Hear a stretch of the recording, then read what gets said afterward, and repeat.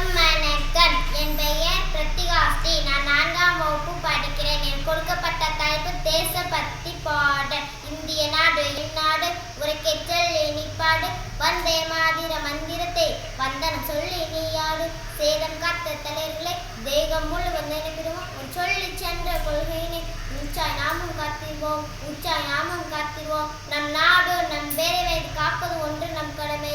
இல்லந்தோறும் தேசிய கொடியை பறக்கவில்லை சொல்லிக் கொடுக்கும் பாடத்தை நினைத்தல் இவன் ஜிவப்பெண்கள் தியாகம். அது உள்ளது பலது சோகம். பச்சை என்றால் வளமை நம் பாரத பசு நிறமை. வெண்மை அமைதியின் சின்னமாய் நம் நாட்டிற்கு உழைப்போம் உண்மையா.